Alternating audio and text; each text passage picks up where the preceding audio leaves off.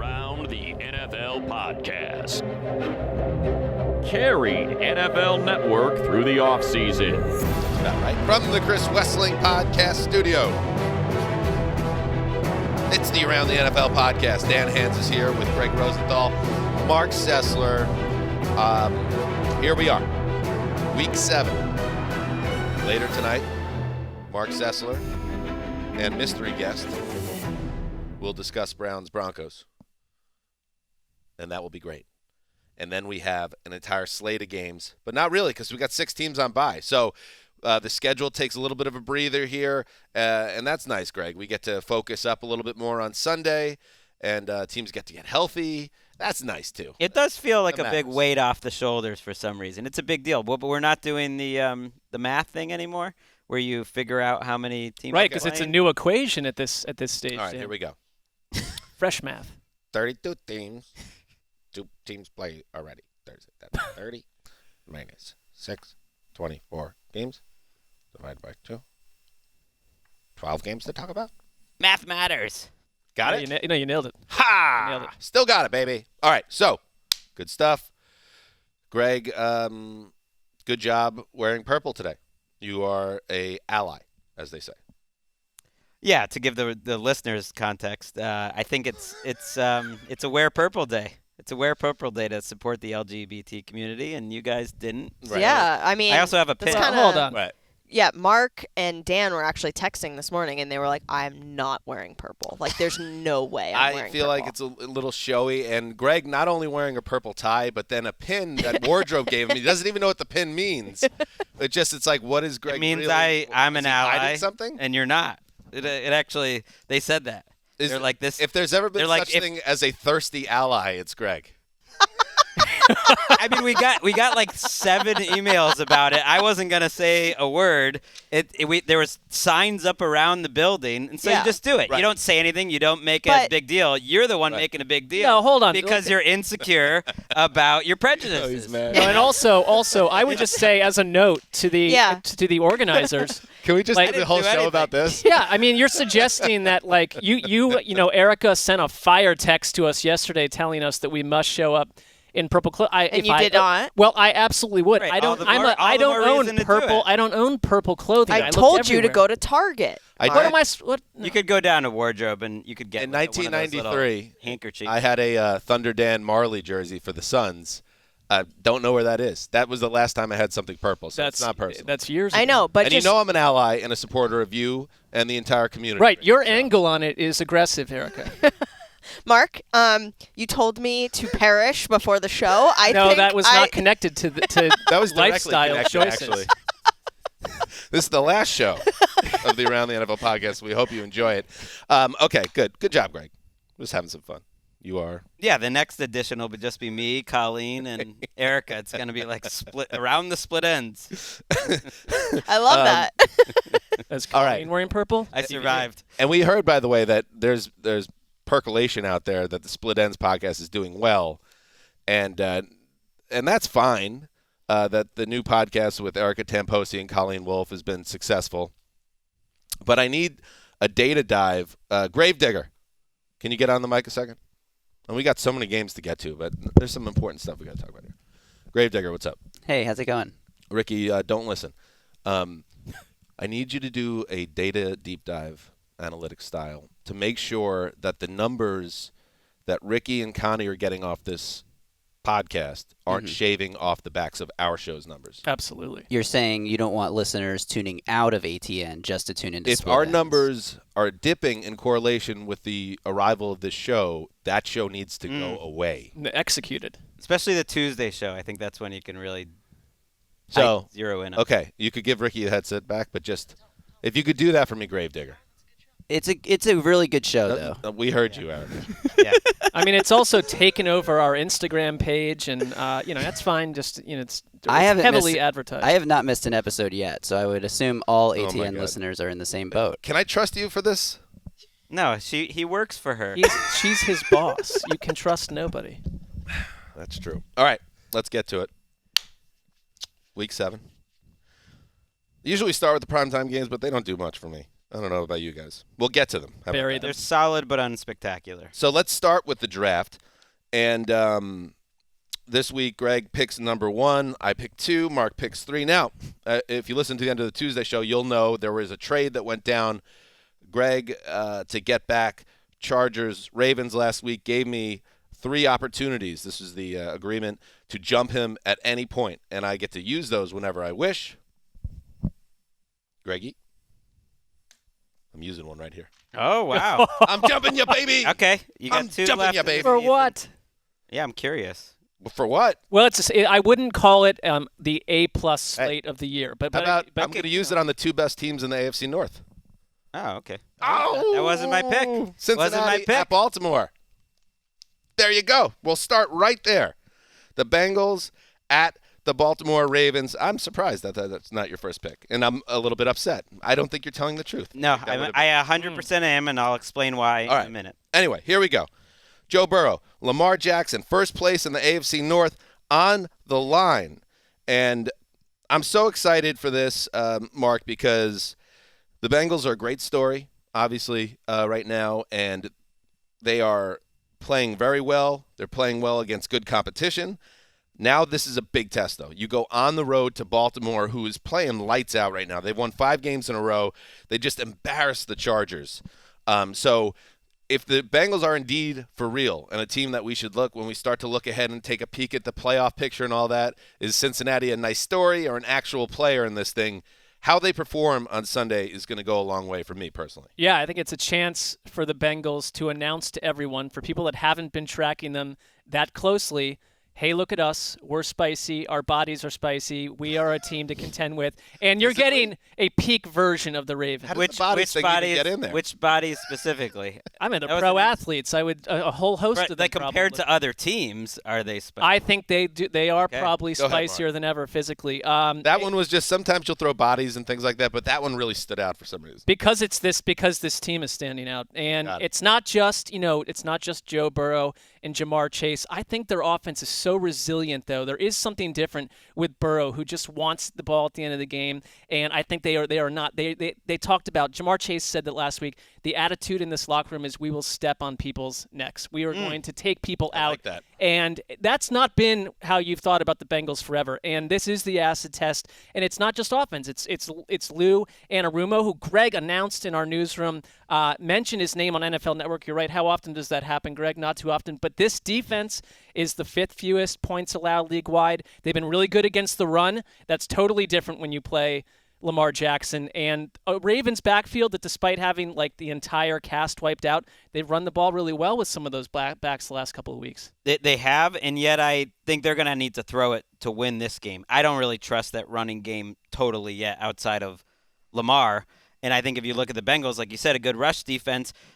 I think Rashad Bateman being back makes a difference. You know, he came in last week. He had 6 targets, looked competent, and Sammy Watkins comes back eventually. I trust the Bengals defense, though, to keep this game close. This number, I think, is 6.5. Like, I like the Bengals to keep it closer than that because of the defense, but it's the offense that I have bigger questions on for Cincinnati, because I just think they need to have a little more dimensions. I want to see them against a blitzing type defense like Baltimore. I remember that nightmare game they had against the Ravens a year ago where Burrow and Zach Taylor and the offensive line was flummoxed about everything they sent. And I love Jamar Chase, but I'd like to see a little more dimensions. All right. They're not getting T. Higgins involved. They're not getting Boyd involved. And they are starting to get Chris Evans involved, who I really like as this pass-catching back. Spice Rack's a huge fan. Like, great hands, moves really well. They might have found like a Gio Bernard upgrade in this kid, Chris Evans. But it's the offense I don't quite trust as much. And, you know, I like their roster, though, beyond. I love their big 3, like you're saying. You got Joe Mixon, Jamar Chase, Joe Burrow. They're going to win a lot of games if those guys stay healthy, or at least score a lot of points. But I think Boyd's a player. I think T. Higgins. They're good, play. but they're not getting involved that much. Like, the two of them combine tight their end. yardage, and it's not close to what Chase has. All right. Well, maybe this will change. Any other thoughts on the Ravens, by the way? Who would you – just more broad question. Who would you rather have for the next 10 years at quarterback, Burrow or Lamar? Oh, Lamar by far. I mean, he's already won an MVP, and he's on pace for another. Burrow has set a really great baseline with his 16 games, but I don't know if he's going to be special. I guess, is it cliche to wonder physically where Lamar would be 8 years from now with the way that They could just counter well. Joe Burrow's knee exploded last year. That's fair. Yeah. I mean, I would I'm thinking about the next 3 or 4 you have to say you Lamar. don't really know. You have to say Lamar, but I think Burrow has been one of the better stories of the AFC after that awful August for the entire offense, basically. Eli Apple is playing a lot for this Bengals team, and he has not really been picked on. So I think the Ravens now have the dimensions in this passing game. It's like, go pick on Eli Apple for 4 quarters. Go do it. Go pick on Eli. All right, let's get to it. Who was that? Remember when Eli didn't he get, when he was a giant rookie, get thrown Eli into Apple? a dunk tank? Eli Manning or Eli Apple. I don't know. His mom was always, doing stuff, tweeting. Somebody threw him in like a cold tank or something in the locker room, and it was a story. Yeah, you're right. There was a lot Ricky, of like. can you look that up for me? The Eli Apple hazing incident. All right, let's move on. Okay. Yeah, that's a great game. All right, Greg, you're up. Okay, so my number 1 pick was going to be, and now still will be, Bears at Bucks, and here's why. In the 4 p.m. slot, there's 2 dog games. Don't want one of those dog games. Number 2, you've got Trent Green on your call. I've got Jim Nantz and Tony Romo. I care, and I'm interested in this game because this was the game last year where you started to wonder, are the Bucs really going to get it together? And they've mentioned it a lot this week. They scored only 19 points against Chicago a year ago. It was the game where Tom Brady held up the 4 number because he got confused at the end of the game. Yeah. Not that they're not motivated every week, but I think they want to show how much they've changed, and I want to see how much Justin Fields has changed, because to me this is going to be his toughest matchup since he played Cleveland. You can't run it on Tampa. They're such a good running team, Chicago, over the last couple of weeks. You're going to have to rely on Justin Fields and them to handle all the blitzes Todd Bowles sends at him. I've liked what I've seen out of Fields and Nagy the last couple of weeks. It's like a slow build. This is a big-time test, and I've had fun watching him, so I'm going to have fun watching him whether he gets blown out or not. I'm with you on Fields. I mean, they had 55 passing yards against the Packers in the first half, but if you go look at the drive where the Bears made it 17-14, I thought Fields made some good throws. That first drive of the game, he had some dimes, too. Then they went to sleep, though, for a while after that. They are a little streaky. I think in this game, I don't know if you're going to hold them to 19 points like you did a year ago. You might have to ask Fields to do a little bit more in this and just open it up. I mean, there is the Bucs secondary is banged up. It sounds like Antoine Winfield, who had a concussion scenario but practiced in full, will be back. But, Carlton Davis, Sean Murphy-Bunting, Richard Sherman, I mean, there is an opportunity for them to do more than just be this sort of pretty run-heavy offense. They've been so good. They've been so good running that they kind of haven't had to pass that much. But, yeah, you need a little more. I also think Robert Quinn, who it was put on the COVID list, it sounds like he's been vaccinated, though, because he's done his interviews without a mask. But he has got to get a couple positive tests. He has been a huge difference maker for that defense. I don't love anything about this game for the Bears. I don't know if it would be there at 6 overall in our draft, Greg. So if you really wanted it that bad, it's kind of about the time of day. But I also watched the Ravens live last week, and that hurt me, and so I don't like to do it twice in a row. All right, you have a different way of drafting. I've noticed that the last couple of weeks, but the fact that the Bucs on top of it have had a half a bye week, so they haven't played in 10 days because they played TNF. On October 14th, so that I think is only going to help a veteran team like the Bucs in terms of health and preparation. So I fully expect Tom Brady to do what he does now, which is, I know you have, by the way, Dak, as your number 1 quarterback in the QB rankings now, Greg. But just Brady's mastery of the position is He's that like 2. Okay, it's it's the Peyton Manning thing where he's just smarter than everyone now and just he's figured it all out. And it's that old sports thing. It's like when you're an athlete, the more you learn about the sport as you get older, your physical abilities sometimes go down as your knowledge goes up. So, but Brady's somehow gotten into a situation where he's mastered the sport from an intellectual standpoint, but he's still at a high level physically. It's not supposed to work that way. So I just think he's going to pick apart a good Chicago defense because he does it to everybody. And the other guy I wanted to bring up was Leonard Fournette, who's a really good player for these Bucs. And I know we brought him up a couple weeks ago, and maybe it's just the Brady effect, but he's been a really big addition to that offense in terms of a week-to-week add that keeps them from getting too predictable. I'd have to make a list, but I feel like he's a top 10 to 15 running back right now. He's playing great, and they're going to need him. They might not have Antonio Brown. They might not have Rob Gronkowski. He was a big part of this book. I got sent in the mail. It's good. It's called A Season in the Sun. It's by Lars Anderson, and it's about the Bucs. And this Bears game figured big in it. And it really kind of goes through how much Brady struggled mentally to make this offense his own, and he needed the bye week to basically hear from Arians that, like, do whatever you want with it, make it the Brady offense if you want, and Brady sort of took charge after that. But it was pretty fascinating, like, how much he was struggling mentally early in that season. I've been impressed with Greg ripping through the entire book during a busy pretty work good week. Nice job on He's the a reader. front. He's a reader. Tom Brady threw 6 games. 2064. Got like 30 pages left, actually. Lars. We want to be on. 2,064 passing yards, 17 touchdowns, 3 picks. He's got 11 touchdowns, 0 picks in the red zone. Mastery. It's stupid that I've seen. He should be number 1, by the way. It's a little early to talk MVP. I think it's too early because there's so many great quarterbacks right now. But I've noticed Brady's never mentioned because the narrative isn't great. And it's like Brady is playing as well or better than all. By the way, what's wrong with the Brady narrative, the 44-year-old quarterback? That's a fine narrative. But people are just more excited about Kyler They're and just Lamar sick of giving it to. It's the and Belichick Dak, thing. as they should. But same thing why Belichick, when they won 400 titles in 412 years, wasn't winning Coach of the Year every year. It's just like, yeah, I'm bored of that guy. Give it to somebody else. All right. Let's move on. Mark, you're up. Your first pick. I feel like you got a good spot here because Greg, a little bit of a reach there, even though he gave you his reason. This isn't much of a week. You took the I love game. what's happened to me at number 3. Because you're going to take the other good 4 p.m. game at some point here. At some point I may, but not right here. At this spot, I'm going Kansas City at Tennessee. Okay. Good one. In the good early choice. window. And good job by you. I looked at the spread on this game, and I think the Titans have a reason to feel a little disrespected at home after wiping up the Bills the way they did. Sessler in a big is this the Rainmaker? Is he going to do it? No, wait. I'm not going to do it. I just think that if you're them, you'd have to be a little flummoxed by how people view them after what we just saw against Buffalo. But they're a little banged up. Since that game or just since in that general? Game. In fact, the spread became more, I thought, appalling. More wood was laid since. It didn't shrink the way that there wasn't a huge pro-Titans effect. What is it, on the 5 or something? It's, well, I mean, last time I checked, it was like 5.5 or something like that. Greg set the line in Las Vegas. Sure. Days ago, so.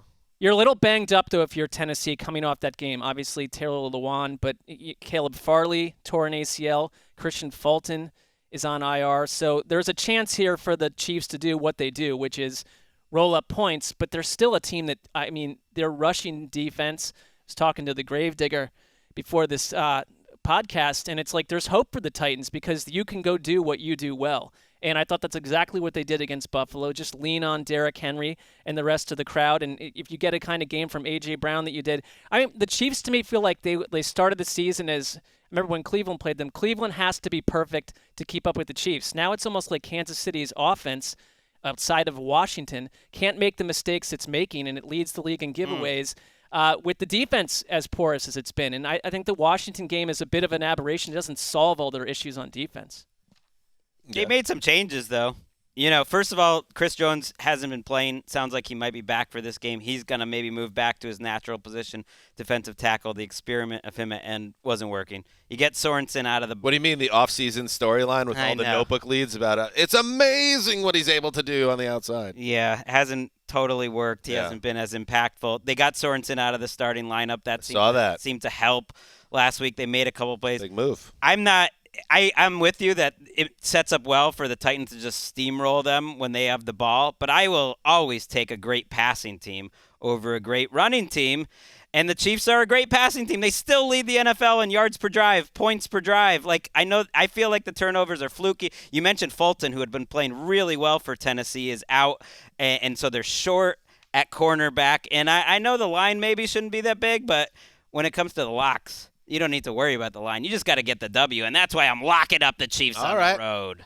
Ooh, I like that one. That's good. And you are on a little streak after the miserable start, 0-3. You've now won 3 in a row, Greg. Well, you know what? Philosophy worked the last couple of years. Nothing's working this year. Was always take the Chiefs when they're available. So we'll see if that continues. Well, I'm doing the same thing, and that may sound unoriginal, but it's not. You just talked about you didn't like the spread. I said the Titans don't. I do. I'm perfectly fine with it, and I'm locking the Chiefs up as well. Oh. That wasn't fun. I could care less if anyone in this room approves of it. The Chiefs' offensive line is coming along. I could care less. I'm serious about that. I don't need to do this to get the two of you to say, what a nice job. What an exciting I don't lock care by about you. Of course I don't care. I picked him too.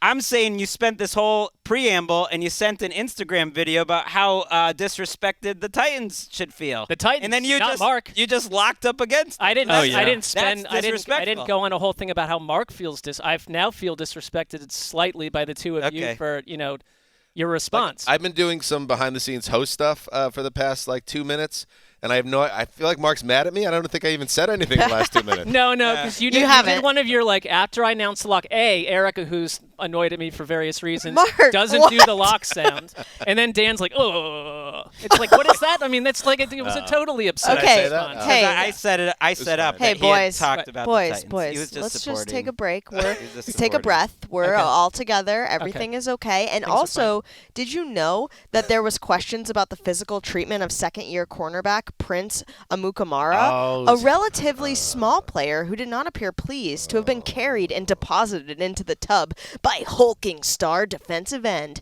Jason Pierre-Paul. Oh, JPP did it. That's right. It wasn't Eli Apple. It was Prince. But there was some Eli Apple controversy where he called someone a cancer, and there was He had it didn't go well. He had a confrontation with his teammate, and I think he got suspended for being just a pain. Okay. At some point. And the mother was in the mix. Mark, I apologize. She had an ESPN gig for him. Because it certainly does sound like you. It does matter to you what we think about the locks based on your ramble. It actually. Yeah, and you're a clown, bro. You stupid ass. Why is your mic still on? Here's a question for you. Why? By the way, I only do I care when the showing by the two of you and the three of you, for heaven's sakes, and who knows what else has happened in the back room over there, was what it was. Otherwise, it would have been fine. How about just a normal My response? point was you disrespected the Titans after saying how they've been disrespected. Well, I've only added to their motivation then.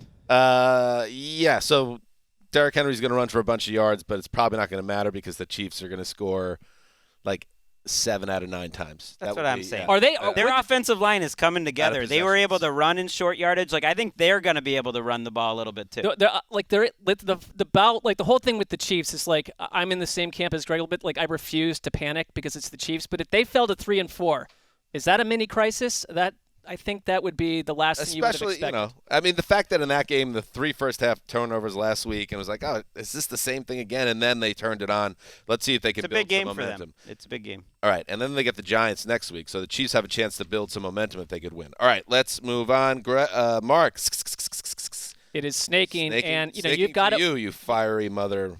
Yes, you've got to organize your Sundays in the role that we play diligently ahead of time, and this has been on my radar because it includes one of the most intriguing teams I've watched in years, and it is Houston at Arizona. I just want to see the Cardinals go in there and flex their muscles. And if you've watched Thursday Night Football, Erica, you know about this. There is an ad that they play throughout the game on national television that somehow features yours truly popping up in the middle saying something totally innocuous like they are the most interesting team in the AFC. So I'm just going to say this about the Cardinals, Erica. They are the most interesting team in the NFC. Now, if you can put that up get that into talk about branding. Let's get that in the next. Wait, look at the camera. Look at the camera. And then Greg and Dan be super involved. Look at Mark, very invested, and then Mark, throw your pen down and really sell it. They are the most interesting team in the NFC. Whoa!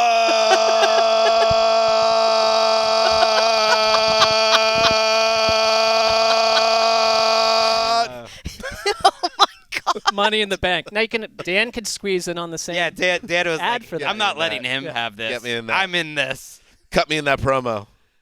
All right. You are in that promo, by the way. You got upset about some other promo.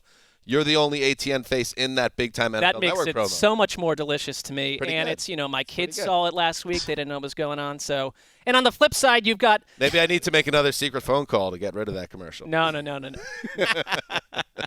Absolutely not. Anyway, where are we? I would just say this on the flip side for Houston. You took Still Houston going? fourth No, overall. the floor is beginning to fall out. You've got Brandon Cooks, who I think has been their most valuable player this season on offense. No question about it. It doesn't matter. Calling them totally undisciplined against the Colts last week. It's starting to get ugly.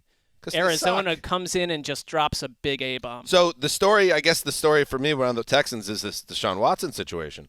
So John McClain, who is as plugged in as anyone, or he's been there forever, and he's with the Houston Chronicle, and he is pretty strong this week and says there is a trade that is coming down between the Dolphins and the Texans for Deshaun Watson, and it's happening, and it could happen this week. And then there's been some pushback in various outlets saying, no, that's not the deal. But, Greg, it's interesting to me that it's McClain that it's coming from. And do you sense that something could happen even by the time someone listens to this podcast? I mean, it's interesting that he's putting it out there, yes, but it's almost identical wording to similar reports in training camp, before training camp. So it was this close, though? Yes, there was one before training camp that it could be imminent, and it also mentioned the Dolphins, and it didn't happen. I understand that the Texans and Deshaun Watson are aligned in wanting to get him out of there and get something for him now. And so you have to believe that that's where this information is coming from. I kind of don't want to slam anyone for doing it until it happens, because I don't necessarily believe it yet. Right. I guess I just don't believe that a team will trade for a guy who is if you read all of the material, sure looks like a sexual predator and has 22 counts that are up in the air in terms of the civil case and 10 counts in a criminal case that could go to jail. So I guess I don't believe it until I see it. We'll see. And to your point, Greg and I, a little birdie. Are you going to play him this year, by the way? Well, exactly. Oh, that was I the think other that's thing. super messy. Yeah. But Greg and I, a little birdie told Greg and I that there Just the two of you? Yeah, there are major issues in Miami, sort of all over the place, right. with various coaches. I'll GM buy people. that ownership in Miami wants Deshaun Watson, and that's what it's going to take to make this happen. But I don't necessarily buy that it's going to happen in the next couple of weeks. We'll see. Well, I don't really know. I'm just saying I don't want to cast judgment on it. I want to see what happens. So, if I were a team, say the Miami Dolphins, why would I want to make this trade before I know about the criminal situation? Right. What is is there a rush here? I mean, the Texans, I guess, I could see from their perspective, we don't know about this guy's future. Let's get him out of the building before he has no value to us if things take a turn for Deshaun Watson and legally. Watson's agent is as powerful as there is in the league, so I think he's part of this too. So you have that side of it. It makes sense. The Texans, they've processed it. They understand the situation. He's never playing another down for them. Get him out of here while you can. But if you're the Dolphins or any other team, just imagine a scenario where you pull the trigger on this trade, you give up multiple first-round picks, you get slaughtered from all corners, rightfully so, by the way, if you trade for a guy with the allegations he's facing right now, and then he don't play for you because his career goes up in flames because of his legal situation. Why would anyone trade? And maybe, even though I like John McClain, and he's a friend of the show, and he went to Baylor, and I like Baylor because I like my family in Texas, maybe this is all BS. Because the Texans are so desperate to get this thing done that they're just trying to scare somebody up and to do a deal. Don't you think McClain you doesn't seem like somebody that's going to get No, because it comes from McClain. I think that there's something very different about it. Are you selling low at this point right now with so much unknown about That's Deshaun the idea. Watson? If you're the Dolphins, you're maybe thinking, can I get him lower now and not face any competition for him? Then it could. You're still giving up 3 first-round picks, which is the most. Right. You could give up. Then it would be absolute. Everything about it to me is ludicrous. It puts a little extra. I know we'll get to the Dolphins, but it puts a little extra on Tua and Chris Greer, their GM, and Brian Flores this week. I feel like it makes next week a little bigger. I mean, Miami's first-round picks are looking good, though, right now. So. Right, and sorry, Cardinals fans, but you're playing the Texans. Your defense, we'll give them some love. They're winning games for the Cardinals. Their defense has really won them games, and so you would think they're going to blitz Davis Mills into the ground, and you guys will have fun watching. I kind of like the chances of the Cardinals winning at home against 18-point favorites, Texans. I think. And I would still take the Cardinals. They're not. It's not. There's some huge college-like spreads this week in our league. You have 17.5. I'm looking at the Caesars book here. 17.5 for the Cardinals. 12.5 Bucks. Let's see. There's another huge. Rams are 15. Rams are 15 over the Lions. Jared Goff's got to be feeling good about the trajectory of his career. All right, let's move on. Up next, the old Zeuser. Some interesting picks in the top 4. So I am very happy to announce that I will be taking a late game, and it will be the Eagles at the Raiders. Raiders. Eagles, by the way, they continue to be connected to Deshaun Watson as well. And They've got the picks, too. I feel like Jalen Hurts, while he hasn't been bad this season, I don't know if he's done enough to this point to make them be like, oh, we got our guy, so we're getting out of that messy, muddy business of Deshaun Watson. So keep an eye on that situation. But in the here and now, I'm not feeling good about the Eagles. I don't think this is a very good team. I think injuries have hurt them, and especially in their positions of strength, and it's showing week after week. And I think when they play good teams, they get exposed. And if you're going to go on the road and play the Raiders, who have usually been very good in that building, I think this is going to set up well. Now, there's the Bisaccia bump. Is that still a thing? That is the question around the Raiders. Rich Bisaccia, the interim coach, we're now clear of the John Gruden mess by nearly 2 weeks, so you would think there's some type of calm back in that organization inside the building. Does the Bisaccia bump extend? We shall see, but I really like the Raiders this week. I don't like the I thought whole you were about to lock it up. The whole bump thing, I mean, we're asking like people's emotions on the Raiders players to still be bubbling because Rich Bisaccia is the coach, or according to Greg's theory, John Gruden doesn't exist as a human being anymore, so they're very I tend to think it's like a 1 week bump right. for the most part, but we'll see. But the other bump, but though, it's unprecedented. It's truly unique. No one's ever seen the Bisaccia bump. There have been other bumps in society. It's a different bump. But the Bisaccia bump could have more legs. Well, so mystery, we're in the middle of that mystery. I remember when the Bisaccia bump, baby! Bobby Petrino quit. Everyone was like, "Oh, now they're gonna really play great to stick it to him." It was like, "Nope, that Falcons team stunk." It was like a 9-year-old Greg was furious about that situation too. Yeah, we were already working in football at that point. Go ahead, Mark. I would say that you also had a bit of a Greg Olsen bump, who was in the shadow of Gruden for so long. Like Evan Silva pointed out, the Carrs' yards per pass attempt last week were 12.6, the most of any game in his 116 start career.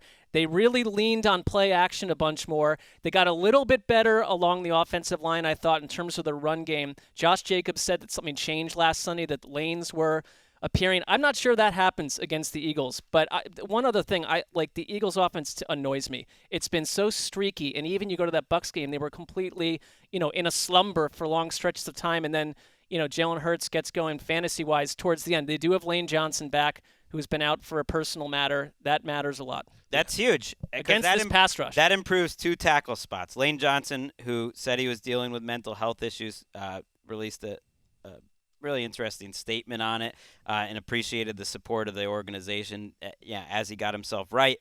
Is one of the best right tackles in the league. And now you move Jordan Mailata back to left tackle, replacing Dillard. So suddenly you improve both tackle spots. So I think you match up pretty well to slow down the great Raiders pass rush. And the one thing that kills the Raiders is their offensive line. And I think the Eagles could take advantage of that. So I think this is a coin flip. I picked the Eagles. I've been wrong about the Eagles so many times. I'm just going to keep being wrong picking them, and the Raiders. This is really a tough spot for me. I just never, and now I'm in, I never thought Derek Carr could be this good. I think he's so much better than he's ever been. Quasi badass. I have him as a top 5. I have him ahead of Patrick Mahomes right now. Like, Chiefs fans are worried about that. Wow. He is playing out of his mind because I don't think he's gotten a ton of help either.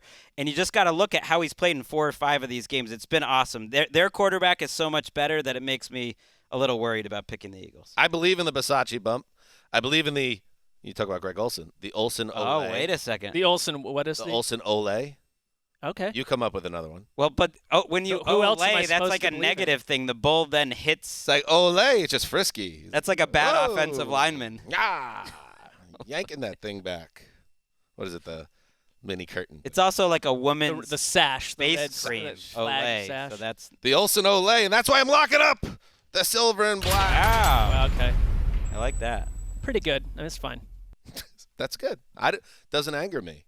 I know in my heart that's a nice lock in a big spot. I think it's a nice lock because I think the Raiders are going to lose. I know, but there's some pixie dust on these Zeuser locks lately. That's true. A lot of these crazy wins. I mean, you and Mark had the same ones, and everyone included a missed field goal or a doink, at least something in a row. We're tied atop the standings. There you go. Together. I had the Cowboys locked up last week, and legitimately, I was watching the game as it was unfolding against the Patriots, being like, I locked up the Cowboys, so something weird's going to happen in their favor because I got some juice right now. I think that the sprinkle. You got that A sprinkle. little Kansas hop. We have the same record, but you got have the- all this juice and Well, yours- fairy dust. you know, yours and have what been am like, I? You've got the Jeremy sprinkle. I'll lock up Patrick Mahomes. So this You know, whole not a lot of arrangement juice. is absurd. All right, here we go. That was a good job by me. Nice 4 o'clock game in a big spot. Greg, you're up. What is this show about? It's about me. Go ahead, Greg. So I'm gonna have to pick 2 games here. So That's how it works. that's Greg. something to keep in mind. Can I jump you again? I'm What gonna if I take jump you 3 Panthers, times Giants. this week? Panthers, Giants. The rest of the early games have problems. Panthers, Giants interests me, if only because this Panthers team is going to be part of this season, or at least we thought so, and that the Sam Darnold thing is sinking a little bit more each week. The first play last week to me was Sam Darnold in a nutshell. There was no pass rush pressure. He looks to his left. His first read is taken. When the first read is taken away and teams are sitting on these short routes with Carolina, they're daring him to go deep. He panics sometimes, and he just starts running around. There was no pressure on that play. He starts running around. He runs left. He throws right. It gets picked off, and he seemed to be in a terrible headspace the rest of the game. Then again, he threw some dimes in the fourth quarter. It was kind of outrageous. The seam ball he threw on 4th down was one of the best throws of the year by anyone. He made another great throw on 4th down to DJ Moore on the sideline to keep the game going. So he has his he has his throws where you really are impressed. I think this Giants defense has been getting a little better, but I don't know what happened to them this year. They got to win this game, Carolina. New York is all banged up, and I guess I want to see if Carolina's going to be in the mix. I was really tempted to take the Giants because I feel like they're due, but I just can't buy them right now. They're going to be missing Andrew Thomas, who's played well for them at left tackle. They're going to be missing Kadarius Toney, who to me was their best player, along with Daniel Jones this year. And without those 2 guys, I think Carolina does get it. And without them, after a hot start by Toney, like in the first quarter before he went out with that ankle injury. He's, to me, one of the biggest stories to me that hasn't been a big story. I think he could have been like offensive rookie of the year type stuff if he had been healthy. Yeah, it's a big loss. And, I mean, they were a disaster after he left the lineup. And Daniel Jones, who had only 2 turnovers in the month previous, totally imploded last week against the Rams. I get it, it's the Rams, but it was an eyesore, and they're just missing too many people. And I think Carolina basically is just sort of a 9-win team that has to try to struggle to get through the Sam Darnold experience. I mean, Matt Rule came out after. Well, you got to get him better, though, right? Well, no, he's completed under 55% of his throws over their 3-game losing streak, which, that's fine in 1987. In 2021, completing 54% of your throws is unheard of. I remember in London, Dan was happy to see Darnold struggling ultimately. Like, it was a tough day. And I'm on record on this. I don't hide from it. I don't want Sam Darnold to become an elite quarterback. I don't need him to be embarrassed and play the way he played for most of that game last week either, because I know he's a good guy. But yeah, this You're fine is, then. He's kind of who he in is. a good zone for you. This is fine. If he is who he is, they made a massive mistake, though. What was that?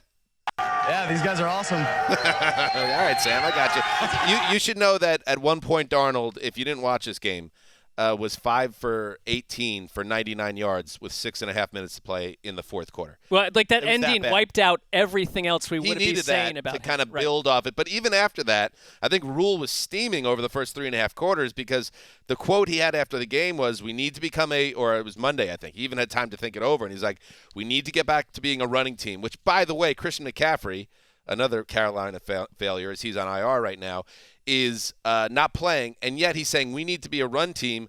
And here's his quote: "We're going to redefine who we are. That's the only way we can win." That sounds like a guy who, for the second straight year, is having second thoughts about who he got behind as a starting quarterback. I mean, not for nothing, their offense never struggled this much last year. They're 25th in DVOA. They kind of did right at the end, and that was where Teddy got the Yeah, boot. but this wasn't But their plan. They That didn't. counts, though, Greg, by the way. What's up? If it struggled at the end of the No, season. I get it, but at no point were they the 25th or 26th best offense. And Got to be better. I actually want to give him a little, Darnold and Rule, a little more leeway here and evaluate it after 17 weeks. There is a chance That's fair. he could respond positively, the rest It's of almost like Darnold got a ton of praise in the first 3 weeks, Right. and upon closer look at the games, is like, maybe he shouldn't be getting this much love. Now he's getting destroyed as being like the worst version of himself the last 3 weeks, and maybe that's not quite accurate either. He's just one of those guys. He's a little bit of both. Like, he's just inconsistent. Giants fans want Gettleman out like now, so they could really use a win just to Right, settle and Joe Judge is looking at it like, how do I separate myself from the bathwater? All right, let's move on. Greg, snakes to you. You know my drafting tendencies well. You knew I didn't want to take Jets Patriots or watch it, and I don't. It's just like only they. Thank you for that public service announcement. So I'm going to take the Packers and the football team as my second game there. Okay. I think the Packers are due for a blowout win. My strategy, I said my strategy was take the Chiefs as much as you can.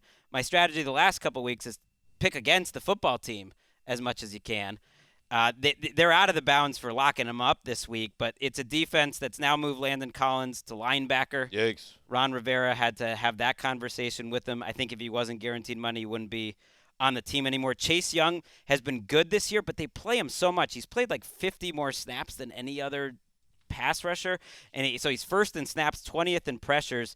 And the Packers might get Bakhtiari back soon. Probably not this week, but they got Jenkins back. I think their offense showed a few more dimensions, getting Lazard into the mix last week. I think the defense, even though they're short 4 or 5 starters right now, has gotten incrementally better. They haven't had that week where you're just like, ooh, this is the Packers. I think they get that sort of week against the football team, and it heads into a really fun Thursday nighter, which should feature 2 6-1 teams, Packers-Cardinals next week. And they have the Chiefs after that too. So you have to handle your business here against Washington. I have been hard on the Aaron Rodgers experience for years, just because I don't know, I can't explain. There's some teams that just don't do it for you the way that they might for someone else. But I love watching this offense because of its balance, and it's Aaron Jones and A.J. Dillon. They beat up on Chicago last week, 154 yards on the ground. And that team, the Bears are a good defense, were able to get to Aaron Rodgers. I think they sacked him 3 times, twice in the first quarter. So they were able to create chaos, but then the ground game comes in and totally solves it. So I don't think there's any real roadmap for Washington to keep up with Green Bay, because their offense, I like Taylor Heineke in theory, but that thing has fallen off a cliff to some degree. They need a second receiver. They really miss Curtis Samuel.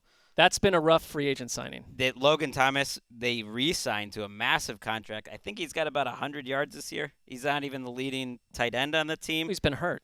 He's been hurt. But even when he's been in the lineup, they haven't been able to get him the ball.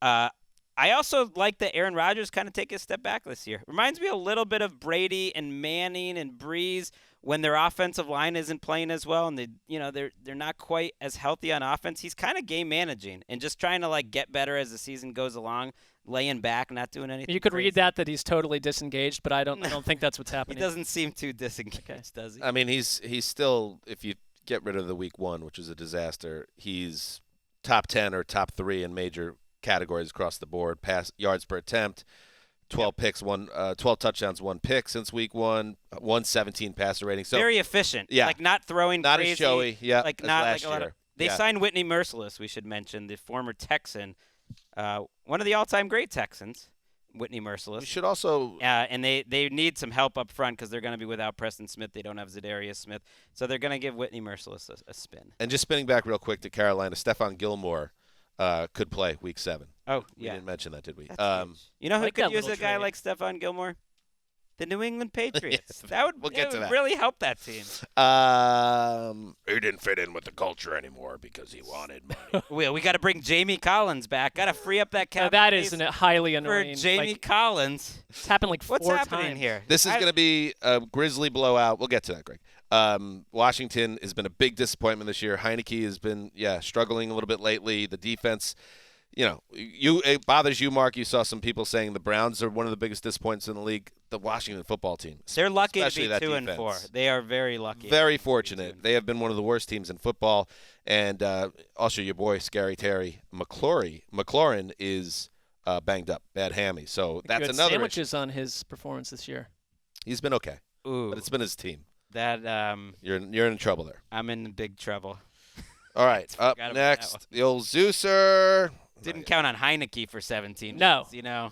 Greg's draft is complete. Chicago at Tampa, What grade do you Carolina give Greg's at draft there, Giants, Dan? Washington at Green Bay. Is there a good game here? Is there a competitive football game here? I don't know. I'd have to give him a C. You give Greg a C. Yeah, on the draft. You know, it's not a great week of games. He agrees. He knows. All right. I'm going to do Jets New England. We'll see what you're saying when Trent Green is like, hey, what you got to do on third down? You got to pick up that first down. And I've got Tony Romo just like educated. He's not wrong. Entertaining. He's not wrong. I mean, he's accurate. Do need that first down on third down. Jets at New England. Don't like anything about this game for the Jets. I think it's a great spot for the Patriots.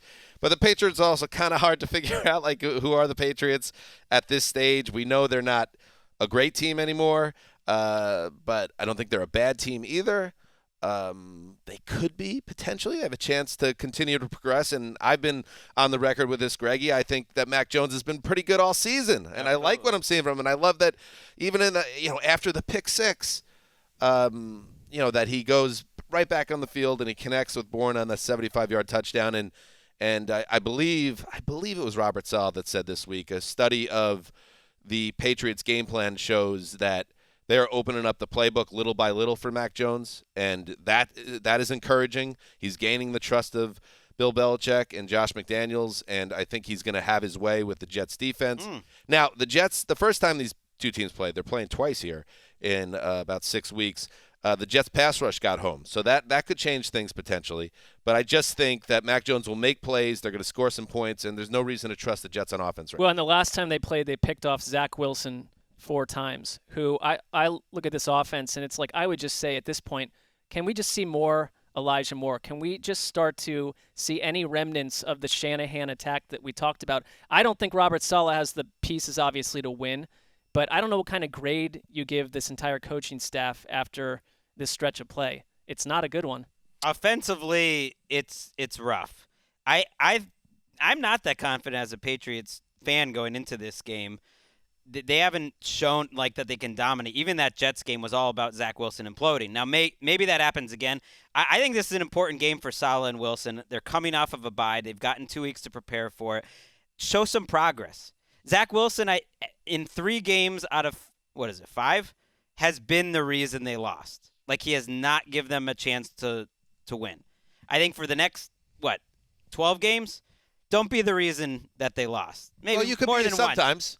Once. Maybe once. But not give me more. Right. Give me more. Not be the reason. And I want to see Saleh, come up with a game plan. Like, I think this is a chance for the Jets to show some progress. It is for Mac Jones and the Patriots, too. They got to let Mac cook a little bit more. Yeah, this unaggressive play calling by Bill Belichick is driving me absolutely insane. To be 4th and 3 and not go for it in overtime to give the ball back to Dallas. Like, what is happening here? You need to let them go. But I agree with you, Greg. I'm really nervous about this game because it's so like these Patriots to not necessarily, hammer home a win like they need against the Jets. But I'm still going to lock them up. I'm going with the Pats. It is a little over. No, it's 7. It's right at 7. It's got to be inside under 7. 7. It's got to be inside 7. Oh, damn. I stink at this game. I mean, you play by your own set of rules, though, so that's... Yeah, so Zach Wilson, it happens sometimes as a Jets fan, and I feel like it's happening more in recent years because I'm just so frustrated with the organization. That no-show in London that pissed me off. It's like you go in there and you totally no-show on offense, and you don't get a big stop on defense to try to save the day.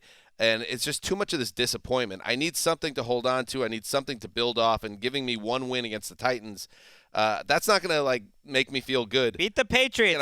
They're eminently beatable. And but you look at Davis Mills. I know it was in Houston, but Davis Mills had his way with the Patriots defense. Just because he's a Jet quarterback doesn't mean that Zach Wilson should be dead in the water because he's going up to New England in 2021. So go show me something. Show me that in the bye week you got better as a team. You made adjustments. Yes, get Denzel Mims involved. Get Elijah Moore involved. Figure out ways to get this kid comfortable because if he's as good as you think he is, he should be able to improve as the season goes along. The fact that they took that win over the Titans and then completely no-showed in London annoys me. Do something, Jets. You want to see them develop young players and grow with the team they have, and it's not happening. I am slightly stunned that we're acting like New England's just going to roll over and die against the Jets. That would be an embarrassing loss. They went punch for punch with the Cowboys last week. Right, but the last time, basically, they're leading the league in moral victory. Greg always says this about. I know this would be a total embarrassment for Bill Belichick to lose to this Jets team this week. Of course, but he's lost to the Jets before with much better teams. Like 3 times. My point is they played 89 snaps on defense last week. The last time everyone gave the Patriots their flowers for winning a moral victory in a big primetime game against a great team, they were down 10 points against the Texans the next week. Like, to Erica's point about being aggressive with Mac Jones, that the end of the game not going for 4th and 3 didn't bother me as much as the fact that they kneeled on the ball with 90 seconds left in the first half. Davis Mills and the Texans were in the exact same situation last week, even worse, and they're going for points. So you got to let Mac open it up a little bit, and I just don't think a 2-4 Patriots team, which is below average, can be counted on to blow out anyone. You've prepared yourself for a potential stunner in Foxborough, and I like it. All right. One more pick. They'd be tied at 2-5. How about Mark that? Mark Sessler, number 5. I think we have multiple picks left, do we not? That's it, buddy. Oh, you're right. I will take Atlanta at Miami. It's like literally the only game available to me. I was eyeing something else which is unavailable. So Atlanta at Miami. The one thing you have about another game if you want it. If you want to get the I don't like that the other game is a late game. I like my day to become easier as it progresses, not more challenging. We know. Suddenly double games at 4:00, like shoot me out of a window. But Falcons at Miami, Dolphins in total disarray. The Falcons last 2 weeks, you start to see the Arthur Smith offense. I know that it came against, the Jets defense, but they're spicy. Matt Ryan's been playing really well. And for me, I think this is, I always was interested to see what Arthur Smith's imprint would be on the Falcons. And it's we're talking about a Jets team, for instance, that's not developing. You can see it with Atlanta's offense. I can't wait to see what they do with the Dolphins. I guess like last week looked like it was a stepping stone for Tua earlier on in the game. They lost to Jacksonville. And you talk about the most disappointing team in the NFC in Washington. Miami's the AFC's one. There's a lot of bad juju with this team, whether Flores will be there, whether Chris Greer will be there. With the Watson stuff swirling, it just feels like a big game. In London, they did not have Xavier Howard and Byron Jones, who to me are kind of the identity of their team, certainly of their defense, and so they'll be back. They also get healthier on offense at receiver. They get Parker and Preston Williams back. So those are big guys returning, and yet I don't know if they can beat the Falcons. Like, the Falcons are a little frisky on offense. They get Calvin Ridley back. They're kind of fun to watch. I will think of Kyle Pitts a little bit differently. I think having seen him from that sideline view, it's just the way that he moves at his size is just outrageous, and how strong he is at the catch point. Like, combining those two traits on the same field as Patterson and Ridley, like they're kind of fun to watch. I think they could be a sneaky fun team the rest of the year offensively. We'll see. You're not too excited. Well, I still think they not could buying it. I could think they could lose this game because I'm not buying their defense at all, and I think this game does a coin flip game. Just being totally honest, this game does nothing for me. The Falcons don't excite me. The Dolphins are depressing.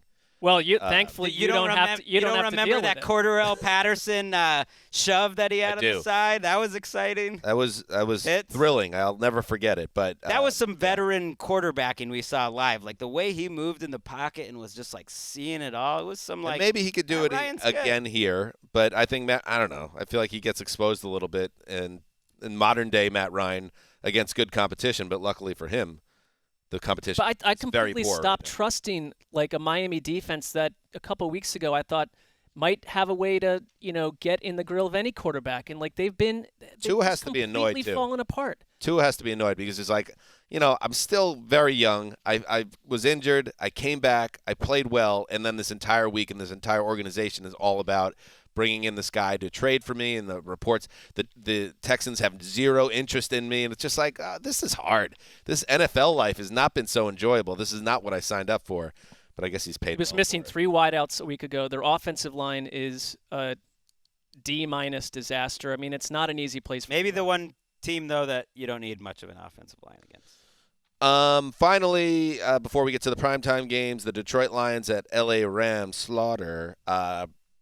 LA well-positioned for an easy win here. Detroit, the last winless team in football.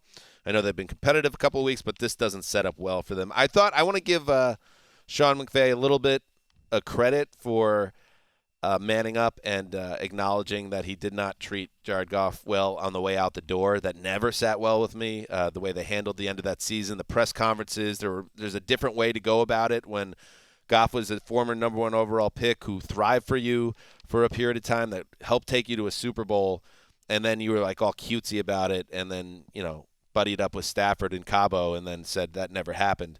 So he owned up. I could have been better. I could have been more communicative with Goff, who, by the way, never heard from Sean McVay between the end of the season and getting the phone call he was traded. It was just like, why ice the guy out? I don't know. Maybe there's more to the relationship, but I'm glad he brought it up. I mean, and that said, if you're a Rams fan, I love what they did. I mean, yes, you could have handled that part of it. They benched him for John Wolford. It should not be forgotten. Right. He would not even have started It was a game. brilliant, no doubt about it move by the Rams. I'm just saying it could have been handled with a little more class from the coach. I mean, it's within days of each other. You have Stafford being talked about by McVay. And McVay, I asked on our TV show last week, what do we think McVay would say about Stafford's season so far? And he said he's been better than I thought, and I thought he was going to be really good. In Detroit, you've got Dan Campbell saying that Goff needs to step up more than he has. We're already at that point where it's like Goff could be benched at any moment here. I'm curious about this Rams defense, who really played well against the Giants. I know it was the Giants, but they just haven't had a dominant performance. It was really their defense that took control of that game. So many parts of the Rams are like surprisingly good other than Stafford. Daryl Henderson has now started 16 games in his career. In those games, he's got 1,139 yards and 10 touchdowns. Good ball player, Daryl Henderson. Mm-hmm. The offensive line, which people really got on them, they didn't try to upgrade it at all this offseason, just kind of went with the same guys. Suddenly their offensive line looks great. Like, they test out as one of the best offensive lines. And remember that Hard Knocks guy, Dante Dion? Of like course. One of the only highlights of that season. No, I don't remember him. Now he's starting. Oh, he was like the fun. I know. I'm the Hard Knocks fun beat little writer. guy. I don't even, is he the guy, the dinosaur guy? No. No. Go ahead. Not that one. The one with the Chargers. He's starting now. He played well. Like, they're getting contributions from a lot of people, not just like the big names. I mean, the Lions had 61 yards in the first half last week. They didn't score till about 50-something minutes into the game against the Bengals. They were plucky. I found them interesting for the first couple of weeks because they were in garbage time, showing up to some degree. But to me, they are headed in the wrong direction. And I get it. And I like when coaches are honest with the media. It makes our job Here better. comes. But, Dan Campbell saying Jared Goff needs to step up and all that. It's like, dude, let's not forget what this has always been about. Jared Goff has always been a patsy for this team, a means to an end to get a better draft pick and better positioning next spring. He was always going to fail. You surrounded him with zero talent, and he's a middling quarterback to start. So let's ease off on the public criticism of a guy. Why am I the Jared Goff? I'm Mike Silver now. I'm like the Silver of NFL media current day. Well, not to mention it's they're without their top 2 receivers. Their starting center, their left tackle might be coming back finally. But like I'm just saying, what did you like, expect? Is what I mean. Their leading That's what I'm receiver is saying. DeAndre Swift, and the second is T.J. Hawkins. Don't act like when you traded for Jared Goff that you were expecting to get like Pro Bowl level play at quarterback position. You never gave the guy a chance, and Goff knows that. And Goff's just Goff's getting paid very well as well. So it's like you can't feel too bad for him. But still, it's gonna be. I feel like this is awkward for everyone, especially when it's 41-3. Like Well, paint a scenario. What if Goff ever won this game? It would be one of the greatest things we've seen in a long time. Yeah, people keep throwing out that stat. I will eat Wes's softball pants. I like. He's 0-13 without McVay. The situations were pretty difficult. Terrible teams. But if he won this game, that's their Super Bowl. They don't need to win another game. They don't need to do anything else. That would be amazing. I think it's much more likely that Aaron Donald literally pulverizes Jared Goff in a pancake sack situation, and he's on the sideline at the end of the game. That's a much more likely scenario, unfortunately. It doesn't feel like it's going to end with a storybook conclusion. But we'll see. We'll see. And that concludes me defending Jared Goff at every turn, apparently. Primetime, Sunday Night Football, Colts at 49ers. Okay, so it looks like it's going to be Jimmy Garoppolo. Trey Lance has a sprained knee. He did not practice on Thursday.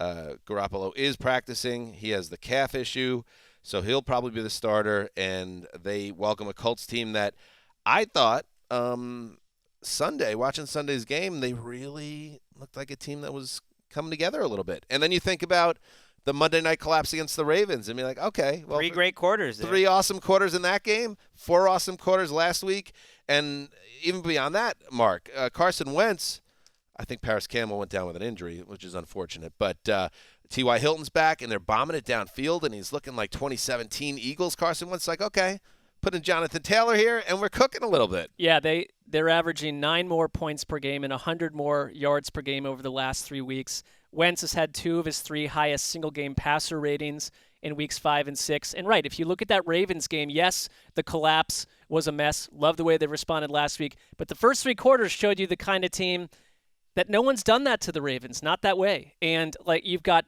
DeForest Buckner coming back into town, maybe a little agitated after San Francisco traded him away. Darius Leonard has been awesome.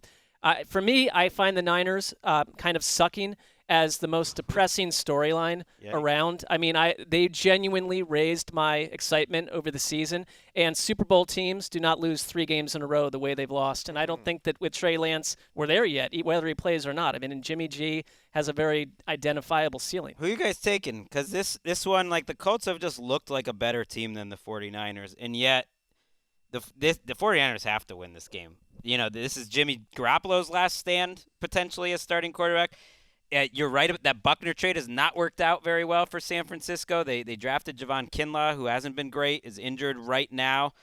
The one thing I'll throw in there before I'm curious about your picks is that the Colts seem snake bit. Julian Blackmon tore his Achilles, is out for the season, was a big-time player for them last year, was struggling a little this year, but was coming on lately. He's gone.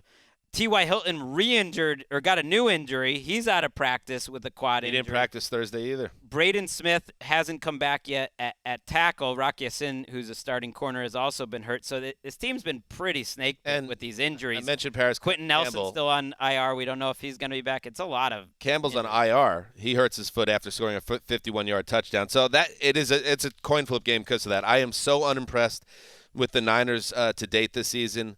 But in their building against the super banged up Colts team, I'm still picking Indy. I think. Are you loving this? Shanahan maybe not doing what we thought Shanahan would do.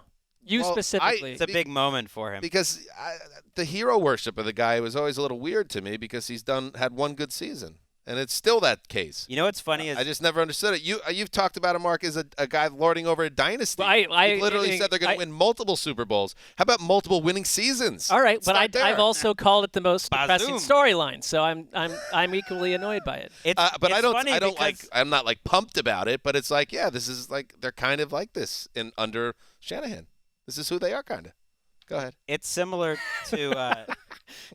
to his dad, who for the last 15 years of his career would get so much love as like an innovator and the hardest guy to coach against and all this stuff, but couldn't get them back to like a winning formula over again. Like Shanahan feels like one of the most influential coaches, Kyle that is, of the last 20 years, and yet Dan's right. He has one winning record. That said, as a head coach. That said, and that's why Trey Lance is the secret to all of this. If he can get healthy and get the trust of Shanahan, get in the lineup, and thrive, okay, everything changes because I feel like he's the guy that's supposed to unlock Kyle Shanahan's greatness once again. It just hasn't played out that way, and we're starting to get towards November. I like this primetime game because these teams are both confusing to me, but could be something. Like it's a big game for the two of them, even if it's not a big one for Sunday night. Better than Seattle-Pittsburgh. Right, that's true. Or Seattle-New Orleans for that. Oh, for John. Finally, Monday Night Football. And now, another edition of Sippin' on Vino, Checkin' on Gino. Geno Smith, he had a chance to be a hero last week. I mean, he was. He set them up. You remember that field goal drive? It was like a legacy drive. Well, the bar is very low for him to be a hero. Can he get them to overtime? He's got 90 seconds to do it, something Baker Mayfield couldn't do. Can he do it against this great Steelers defense? That's what he does with the Jets, too. Yeah, and then he kicked. Yeah. They got the field goal. That's the end of the hero story. They got the field goal. So they went to overtime. All you need, Greg, and let's look at it. So they got New Orleans this week, Seattle. They got Jacksonville next week. Then they get the bye, and then probably, we'll see, but probably you would think Russell Wilson might be back for Week 10 at the Packers. That's all conjecture, obviously. But all you need, Greg, to save face here is Geno to have one big-time game just before that bye. And now you're down. He couldn't do it. Well, the Rams, he had the 1.5 good drives in relief. Pittsburgh, not very good, but game. Blew the game. How about the Solid Saints? PFF grade. You get two home games here, and we'll start with the Saints. Bad news, though, Greg, because we like the Saints, certain parts of the Saints. We do like their defense.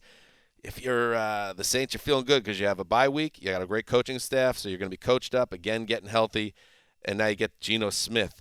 This feels like a good spot for the Saints, unfortunately. In Right, they're the number 3 defense in terms of DVOA, so this is a tough spot for Geno Smith.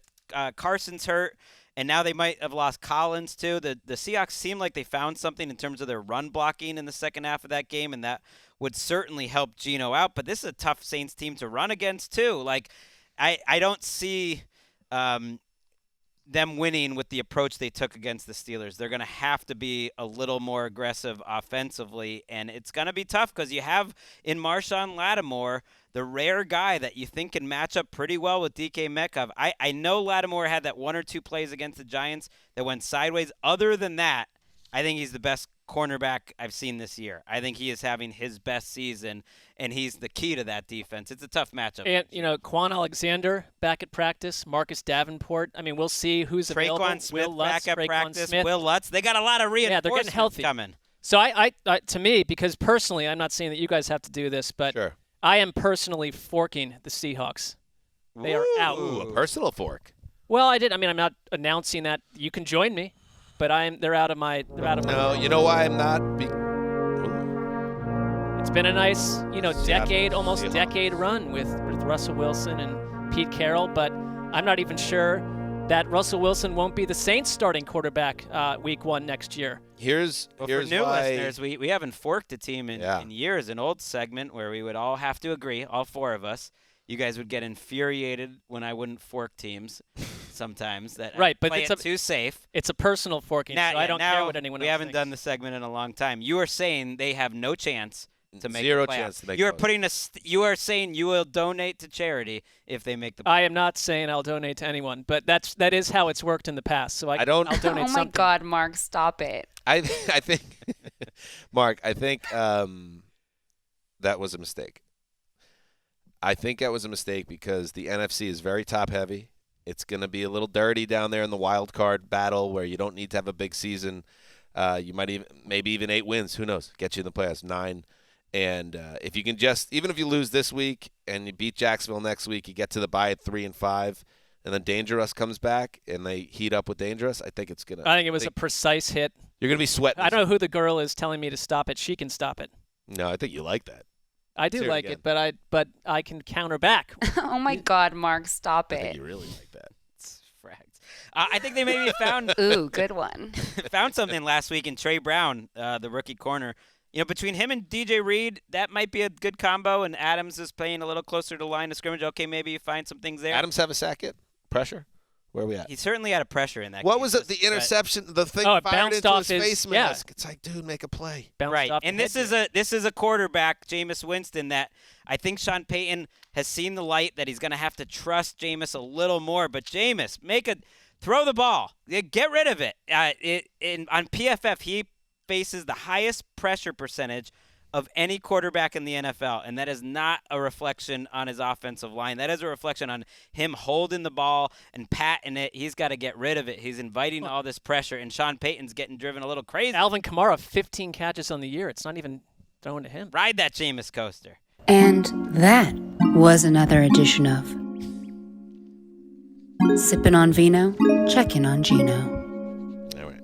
Just need one big game. Pay off 5 years. You like, so, Now, what if this bit goes on and on and on.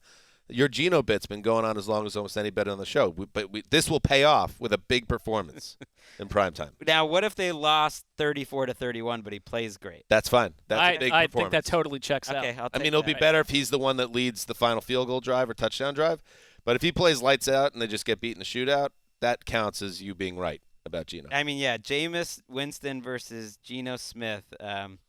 I hear Chris's voice a lot on this show, and with this game, I hear his voice, and it's annoyed. It's angry. Well, he's not the only one voicing that. Right. It's saying things to me that are not kind. I do want to point out, too, because this is important for you, Greg, because I know, everybody wants to be right on the show.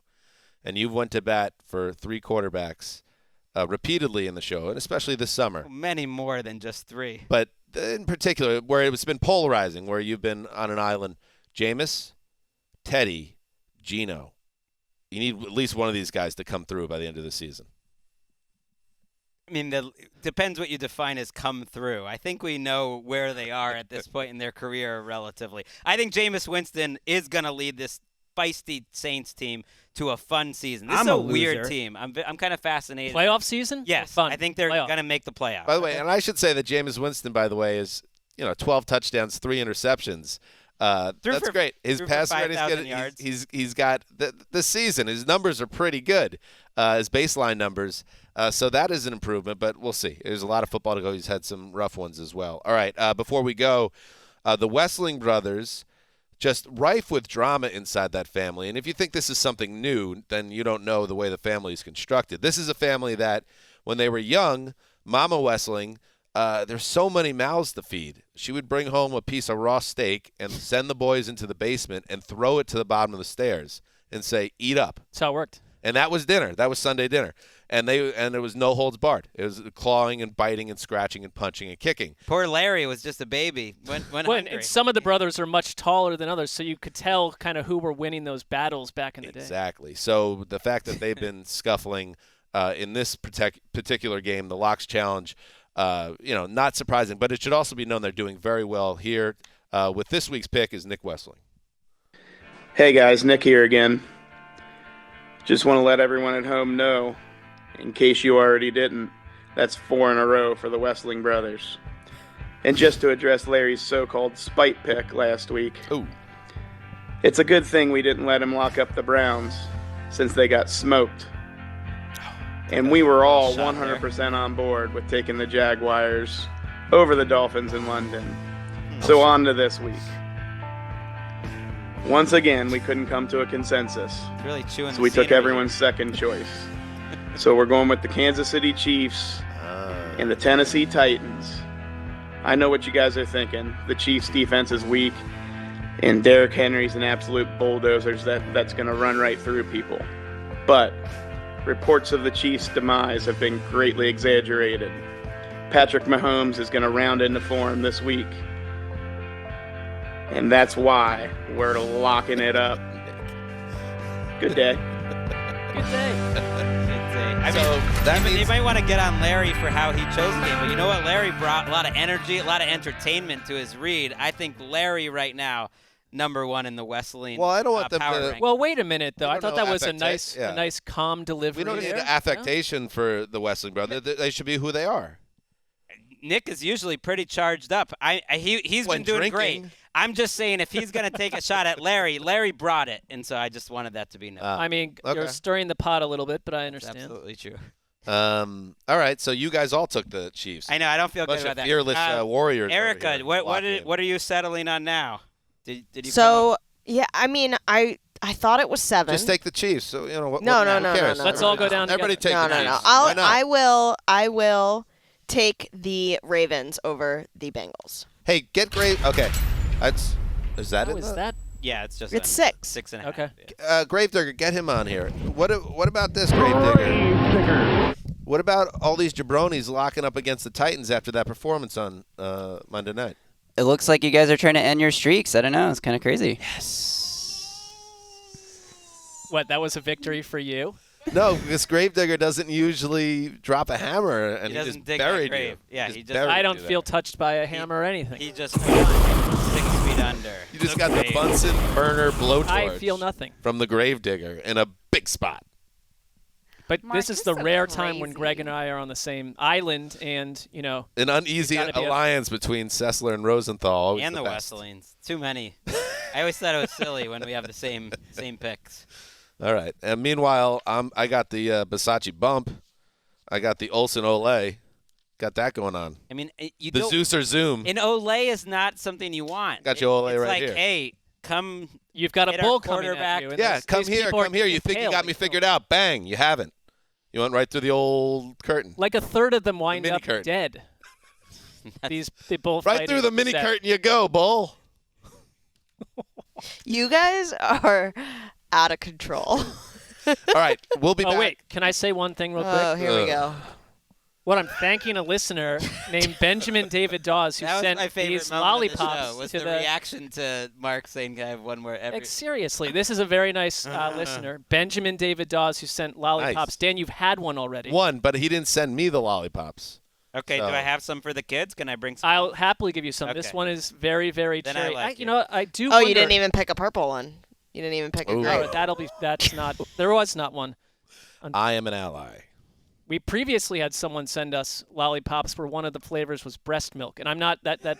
There was a very strange box of them, and this has more wholesome. Send us one of those. I guess that is a wholesome product, but this is more lollipop. Is there anything more wholesome than? Well, No. I it's think very I wholesome, think very that wholesome. would make Mark such an ally if he was just licking a purple lollipop walking around the halls. Yeah. I'll work on that. Be an ally, bro. Lick a lollipop. Good stuff. Mark Sessler, Thursday Night Football. Ooh, bleep that out because that's a surprise. How did you find out? I have sparrows. Thursday Night Football recap coming up. Sunday, the flagship, where we recap every game that we just previewed. Please come back for that. And, of course, the Around the NFL broadcast, doing big numbers, like huge numbers, both here and internationally in terms of the rating. NFL media requested we don't share what the numbers are, but they're big. Just real big. So get on the train. Be a part of the revolution. Saturday, NFL Network. Set your DVR. Carrying the network wouldn't be too strong. All right, Dan Hands is signing off for Quiet Storm, the old boss, Ricky Hollywood, the Gravedigger. That's it. All the Wesley brothers fighting over that beef.